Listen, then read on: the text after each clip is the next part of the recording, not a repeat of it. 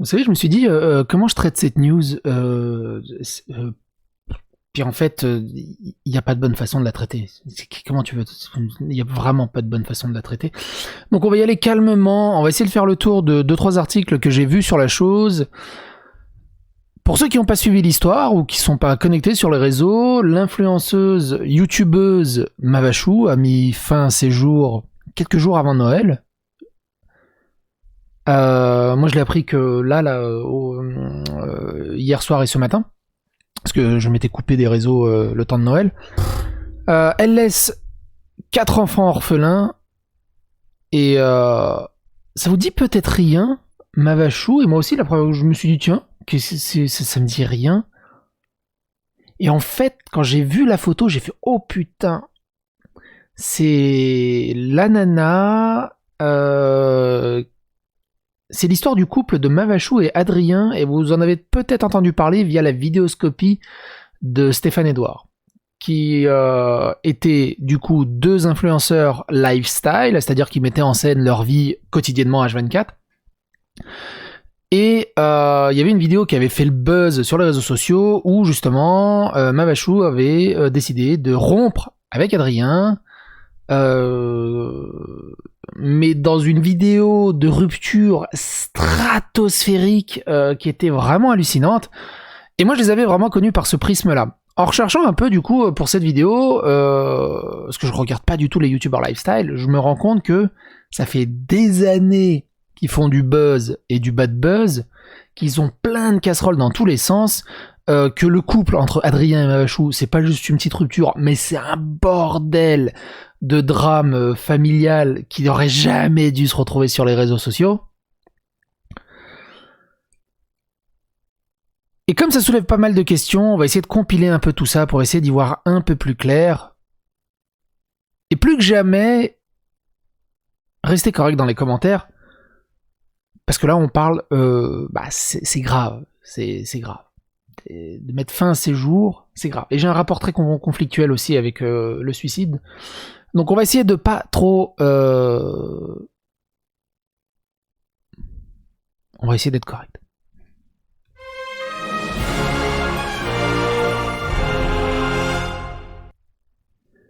Donc mort de la youtubeuse Mavachou, la toile sous le choc, connue depuis de nombreuses années pour ses vidéos lifestyle et centrée sur sa vie de famille, la youtubeuse Mavachou est décédée et c'est sa meilleure amie Marion qui a annoncé la triste nouvelle sur les réseaux sociaux, provoquant une vague d'émotions sur la toile. C'est une triste nouvelle qui a choqué et bouleversé plus d'un ce jeudi 23 décembre à seulement 32 ans. La célèbre youtubeuse Mavachou est décédée. C'est Marion, la meilleure amie de la mère de famille, qui a été en charge d'annoncer le drame survenu la veille. Je suis au regret de vous annoncer le décès de Maeva. Survenu hier en fin de journée, je vous demande de respecter sa famille en ne cherchant pas à en savoir plus. Cela ne regarde que ses proches, ayez une pensée pour elle et surtout ses enfants. Adieu ma chérie, tu es en paix maintenant. Les circonstances exactes de la mort de Maeva demeurent encore floues à l'heure où nous écrivons ces lignes. Jérém Star a également tweeté profondément choqué et attristé, encore un décès à cause du harcèlement. Et il avait discuté déjà plusieurs fois avec Mavachou. Très apprécié des internautes, malgré des anciens buzz qui lui ont valu quelques petites croisades virtuelles, Mavachou était à la tête d'une solide communauté. Ils ont d'ailleurs été nombreux à lui rendre hommage sur la toile et certains regrettent amèrement de ne s'être pas rendu compte assez tôt de la réelle détresse de leur idole. Ça, c'est un truc qu'on peut jamais savoir. Une fois, vous et moi-même, je me compte en tant que viewer aussi, je suis un énorme viewer de plein de monde sur YouTube. On ne peut pas savoir ce qui se passe une fois que la caméra est éteinte. Et c'est un sujet qu'on en avait parlé aussi plein de fois, tous ces streamers qui font le show, qui font la fête, qui font le... Une fois que la caméra est éteinte, le silence assourdissant de chez certains est violentissime. Beaucoup sont dans une espèce d'état de dépression avancée, et le seul truc qui les fait tenir, c'est cette espèce de relation un peu bizarre, influenceur, vidéo streamer et abonné, qui est un faux lien, c'est pas ça qui te fait tenir dans la vie. Très apprécié des internautes, malgré des anciens buzz qui lui ont valu quelques petites croisades virtuelles, je l'ai lu. Une rupture qui a mal tourné. Au départ, Maëva est une youtubeuse famille en couple avec Adrien, détenteur de la chaîne Adrien YouTube. Ils deviennent les heureux parents de 4 enfants et vivent de leurs expositions sur les réseaux. Leur discours sur la parentalité et l'éducation qu'ils donnent à leur progéniture leur valent néanmoins quelques sévères critiques.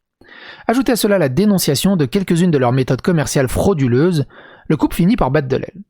Alors je sais pas à quoi il parle pour ces histoires de commerciales frauduleuses, j'ai cherché un tout petit peu, je suis tombé sur un article de Numérama qui date de 2019. Des youtubeurs français ont-ils vraiment détourné les dons d'une cagnotte humanitaire?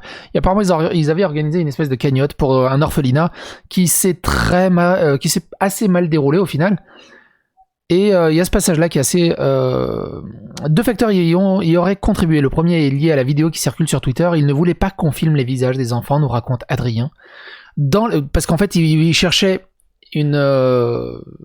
un orphelinat, mais du coup, s'il donnait la cagnotte, il fallait qu'en contrepartie, il puisse filmer, en fait, faire une vidéo, pour avoir un peu de buzz. Dans leurs vidéos, les vidéastes ont un discours pour le moins maladroit, flouter les visages, mais non, ça n'a aucun intérêt, les gens veulent voir les visages des enfants, raconte Maëva, ça va gâcher toute la vidéo. Ces propos ont gêné les internautes qui leur ont reproché de vouloir faire une bonne action uniquement pour pouvoir s'en vanter sur leur chaîne YouTube et gagner en popularité. Et du coup, l'article retrace cette histoire où ils ont cherché vraiment plein d'associations. Je vous laisse le lien dans la description, si vous voulez voir plus en détail. Je pense qu'ils parlent de ça. Après, je sais pas, j'ai pas suivi leurs histoires, je sais pas s'il y a autre chose. Le couple finit par battre de l'aile. Maëva quitte Adrien en 2019, une décision que ce dernier n'aurait jamais acceptée au point de n'avoir qu'un seul but, celui de gâcher la vie de son ex-femme. En effet, Adrien, qui est également très suivi sur la toile, n'a pas hésité à calomnier la mère de ses enfants en ligne, dévoilant ses coordonnées, je trouve ça ouf, et ses habitudes de vie, avant d'encourager avec vigueur sa communauté à aller la harceler et lui rendre la vie impossible. Des extraits vidéo, hein, je vous laisse le lien, de toute façon vous pouvez regarder par vous-même, les vidéos sont encore là. Des aveux, littéralement, tu vas payer grosse merde, alors forcément il y a eu une sacrée grosse cabale contre Adrien. En février dernier, il avait accusé Romain, le nouveau compagnon de son ex, de sévices sur leurs enfants. Finalement, Adrien abandonne la garde exclusive à leur mère afin de la mettre en PLS. Ça aussi c'est une histoire...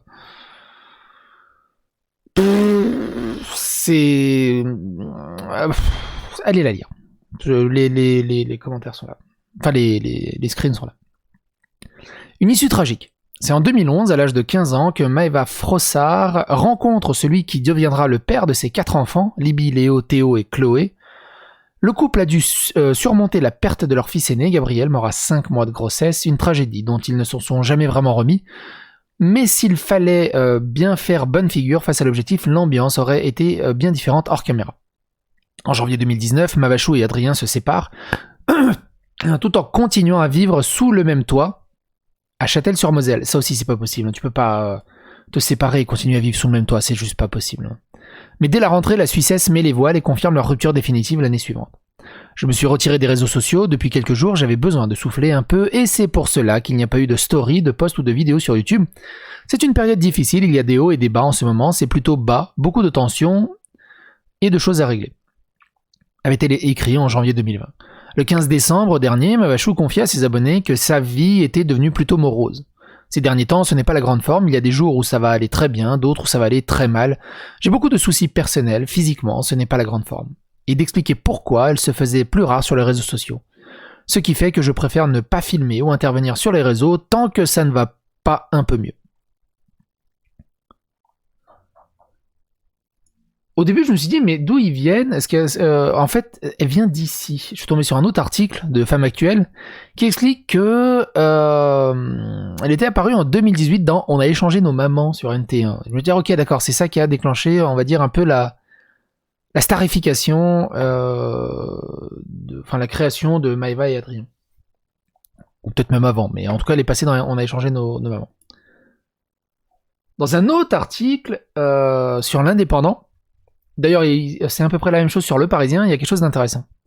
Un harcèlement de meute, donc touché par le cyberharcèlement, Jérém Star, le célèbre youtubeur, s'est indigné de cette campagne contre la jeune femme qu'il connaissait depuis peu de temps et uniquement par un message interposé. Je suis profondément bouleversé d'apprendre en cette veille de Noël le décès de Maëva, connue sous le pseudonyme de Mavachou sur YouTube et les réseaux sociaux. Depuis 2015, Maëva a été victime de harcèlement en meute sur les réseaux sociaux et au cœur de la polémique incessante. Récemment, nous étions entré en contact et elle s'était confiée à moi. Elle ne supportait plus la haine permanente qu'elle recevait et déplorait que les institutions judiciaires soient aussi lentes. Je me souviens d'une bande audio qu'elle m'a récemment envoyée où elle disait « Un jour, il va y avoir un drame. Ce n'est pas faute d'avoir alerté. » Selon Jérém Star, Maeva n'arrivait plus à supporter la déferlante de haine qu'elle subissait quotidiennement. J'aimerais rappeler une énième fois à toutes et à tous qui me liront, faites attention à ce que vous publiez sur les réseaux sociaux, vous êtes responsable de la haine que vous alimentez et des répercussions qu'elles peuvent en avoir. Des appels anonymes à l'école des enfants. Selon le Parisien, la mère de famille était victime de harcèlement en ligne et d'une campagne de dénigrement orchestrée par des membres du forum 1825 de jeuxvideo.com. Eux, ils sont dans tous les bails, t'as l'impression. Dès qu'il y a un problème sur Internet, il y a le 1825 dans le coin. Mais évidemment, alors c'est plusieurs articles qui ont donné ça en disant que le 1825 a fait des campagnes de harcèlement, mais il n'y a jamais aucune preuve, il n'y a jamais même un screen ou quelque chose, il n'y a rien. C'est juste... C'est la faute du 18-25. Notamment depuis la fin de son couple en 2020 et les discords autour de la garde de leurs enfants, le quotidien... D'ailleurs, ils ont fait beaucoup de vidéos, hein, vous pouvez encore aller sur la chaîne de Adrien, il y a encore beaucoup de vidéos justement sur la discorde entre la garde de ses enfants, tout le bazar, les avocats, les trucs. Est-ce que tu mets ça sur les réseaux sociaux, franchement? D'ailleurs, de ce côté-là, on va finir l'article vite fait. Le quotidien a précisé, des appels anonymes sont passés à l'école des 4 enfants âgés de 5 à 10 ans. Des internautes espionnent le domicile de la mère, les photographies d'un véhicule stationné devant son garage et posté sur Internet. Le lien entre son décès et le cyberharcèlement qu'elle a subi n'a pour le moment pas été fait. Et quand tu sais que même son compagnon la doxait, du coup, c'est de la folie furieuse. Lors de leur séparation en 2020, l'homme d'influence, Stéphane Edouard, avait fait une vidéoscopie sur cette vidéo, qui était assez intéressante. Et il l'a supprimée. Mais il l'a pas prévenu personne. Et ça m'a étonné, mine de rien, de Stéphane Edouard. Pourquoi il a supprimé la vidéo concernant la vidéoscopie d'Adrien et de Mavachou? On pouvait en apprendre plus sur l'état de leur couple à ce moment-là de la vidéo. Et surtout, il n'a pas communiqué sur cette suppression de cette vidéo. Il aurait pu au moins communiquer. Ce qui est un peu dommage. D'ailleurs, on peut le voir hein, quand tu vas sur Wayback Machine, on voit l'article avec la vidéo qui est là. Dans cette vidéoscopie, Stéphane Edouard commente la vidéo de rupture de deux vlogueurs, Adrien et Maeva, un témoignage relationnel tellement glorieux que les intéressés ont décidé de les supprimer tout de suite. Mais Internet n'oublie jamais, et d'un point de vue sociologique, ça aurait été dommage de se priver. Mais moi je m'adresse directement à Stéphane Edouard. Si Internet n'oublie jamais, c'est quand même dommage de s'en priver. Quelque part. Quand Maeva portait plainte contre son ex, suite à ces injures, diffamations, calomnies, mais qu'elle continue de s'acharner encore et encore, un harcèlement quotidien en direct depuis bientôt 2 ans. Nous alertions. Il y a des petits extraits, il y en a plein. Et puis porte plainte, hein, salut, porte plainte. T'inquiète pas. J'ai toujours un temps d'avance. Il y a plein d'extraits d'Adrien extrêmement énervé, à bout, entre calomnie, diffamation, menaces envers son ex-femme.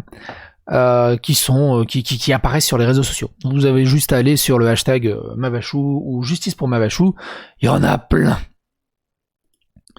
D'ailleurs, on voit aussi que il y a pas mal de vidéos qui sont mises en privé sur la chaîne de Adrien, voire carrément supprimées. Donc il fait du nettoyage, j'imagine que beaucoup de monde fait du nettoyage autour de tout ça. Un article qui est arrivé ce matin, c'est En Marche, merci mon Dieu, et qui dit ceci. Décès de l'influenceuse Mavachou, une plainte pour harcèlement moral et provocation au suicide déposée le jour même du drame. Tu dis la vache.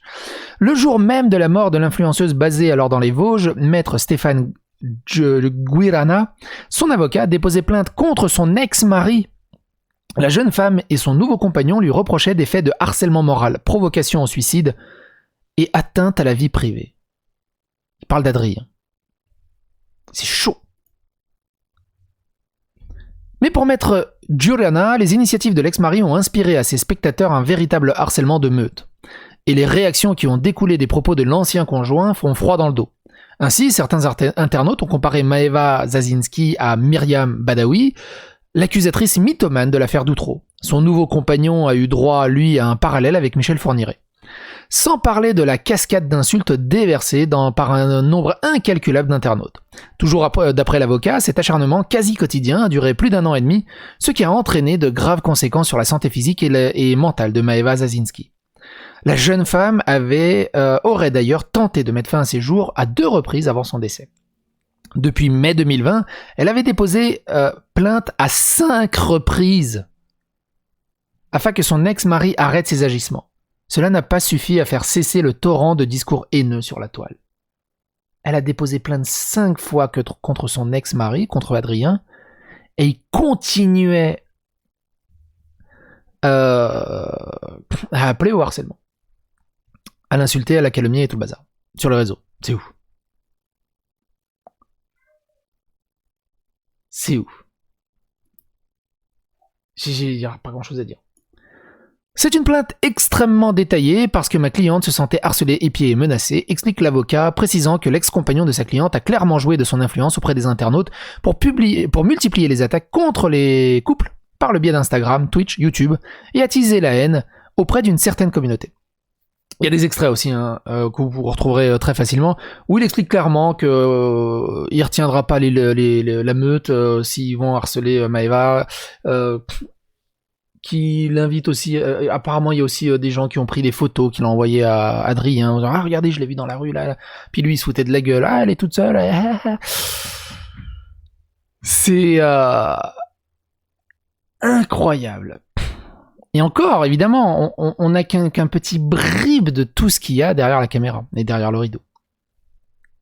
D'après les conseils, l'ex-compagnon rabaissait publiquement Maeva Zazinski en utilisant très régulièrement des termes humiliants et affirmait aussi que ses enfants étaient en danger chez l'influenceuse suite à des prétendus actes de violence de la part du beau-père du coup des enfants, enfin le nouveau compagnon de Maeva. À ce stade, l'ancien compagnon ne fait l'objet d'aucune poursuite et bénéficie de la présomption d'innocence. Mais pour Maître Djurana, les initiatives de l'ex-mari ont inspiré à ses spectateurs un véritable harcèlement de meute et la réaction qui a en découlé des propos. Un élément récent l'atteste, le jour même du décès, l'avocat a envoyé une plainte au parquet d'Épinal, une plainte au nom de l'influenceuse, mais aussi de son nouveau compagnon, ciblant l'ex-mari de Mavachou. Dans sa procédure, le conseil spinalien dénonce des faits de harcèlement moral, de provocation au suicide et d'atteinte à la vie privée subis de manière récurrente par le couple domicilié dans le secteur de Cap-Avenir-Vosges. Et aujourd'hui, Adrien a sorti une vidéo. Communiqué. Elle fait 3 minutes. On va se la regarder. Écoutez ça. La parole. Tout d'abord, je tiens à rassurer que nous faisons tout notre possible pour aider les enfants, que nous leur apportons le soutien qu'ils ont besoin dans ce moment difficile, et ce, dans le strict respect de la mémoire de leur maman et de l'amour qu'ils leur est porté. Cette vidéo ne vous donnera pas de graines pour envenimer votre jardin de haine. Une haine envenimée par les médias et de tierces personnes. Aussi, la curiosité malsaine et déplacée n'a pas sa place ici. Ce que je peux dire, et cela n'engage que moi et ma conscience, j'ai fait... Alors ce qui est chaud, et là c'est vraiment mon opinion, mon avis, prenez-le comme vous voulez,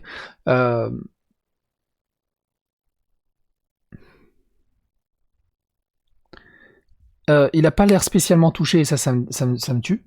Mais bon. La vidéo aussi, elle est cutée, coupée. Pour la dynamiser. Pourquoi dynamiser ça dans ces moments-là? Il est aussi beaucoup moins vindicatif que ces extraits qu'on voit aussi sur les réseaux sociaux. Mais bon, bref. C'est pas facile à vivre non plus. Du coup, il est veuf. Avec 4 gamins à charge. Qui aura la garde? Alors là, ça va être un bordel monstrueux. Sans parler du traumatisme que les gamins auront à vie en période de Noël. Je veux même pas y réfléchir en fait. C'est ouf. J'ai fait tout mon possible pour éviter aux enfants de vivre ce genre de situation. J'ai fait tout ce qui était en mon pouvoir pour alerter de la situation. Oui, je suis peiné, oui, je suis touché. Malgré les conflits, l'animosité, le ressentiment, Maeva est et restera la maman de mes 4 enfants. Encore très récemment, je lui ai dit que c'était la pire chose qui pouvait arriver. La vie en dehors des caméras est parfois bien différente de ce que vous pourriez croire. Et vous, spectateurs, vous n'avez en aucun cas la prétention de pouvoir vous vanter de la connaître. En plein deuil, j'ai pu constater qu'à nouveau, l'intérêt des enfants n'était pas votre priorité, à vous pourtant parfois mère de famille. Vous jugez, vous accusez, et bien pire encore, sous couvert d'anonymat et de sacro-sainte liberté d'expression. Calomnie, diffamation, insultes, menaces de mort, tout y passe sans aucune conscience. Contactez nos proches, nos familles, nos amis, nos contacts, vous n'êtes plus à ça près. Depuis 2 ans, nous sommes victimes d'un harcèlement quotidien et massif que j'ai dénoncé à de nombreuses reprises. En plus des menaces et des insultes, vous contactez les employeurs, les mairies, les écoles. Jusqu'où irez-vous? Je suis loin d'être quelqu'un de parfait, je commets des erreurs et j'apprends. Je me défends quand je suis attaqué et que ce soit de manière publique ou privée. Cette défense n'est peut-être pas la plus adroite, je le conçois. Je suis comme ça, mais je sais qui je suis et si je dois répondre à quelqu'un, ce sera mes enfants. Je ne laisserai plus jamais ce genre de comportement passer. Je ne laisserai pas les justiciers des réseaux sociaux, pour la plupart d'illustres inconnus, ne connaissant rien de la situation, m'accuser moi, Laura, mes proches, mes amis de meurtriers. Non, je ne laisserai pas ça passer. Vous soyez anonyme ou à identité découverte pour les moins malins, je ne laisserai pas passer. Vos propos ne seront pas sans conséquences. Tu peux mourir toi et ta moche Laura, gros fils de pute. T'es qu'un lâche, un enculé, si on te trouve toi et ta copine et tes parents, vous êtes morts. Séquestration, violence physique et psychologique, vous allez à mourir, assumez vos actes. Va porter plainte, salope que tu es, tu sais faire que ça car tu es un sans-couille. S'il te plaît, suicide-toi, tu rendras service à la société, et fais-le avec Laura et tes parents. On te retrouvera. Comment avez-vous pu réussir à la tuer? Espèce de sale pute, je te souhaite la mort de Malone et que tu sois handicapé à vie. Tu es qu'une mère d'infâme, tu as participé à un meurtre, j'espère que vous allez en tôle, vous auriez dû mourir. Vous n'êtes que des connards incultes et mauvais, vous avez cherché la mort, vous l'avez voulu. On verra qui va rire à présent.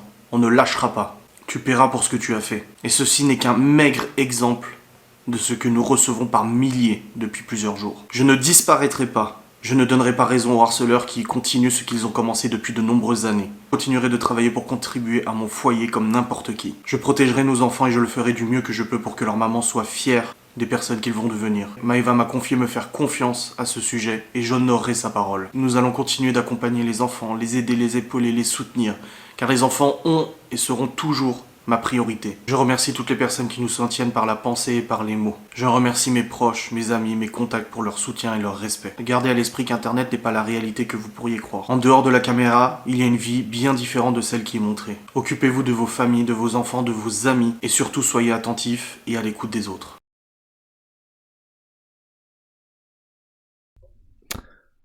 Voilà.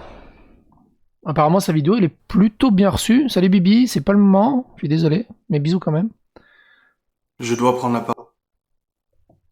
Sa vidéo est plutôt bien reçue, mine de rien, avec 2000 pouces et 500 pouces rouges.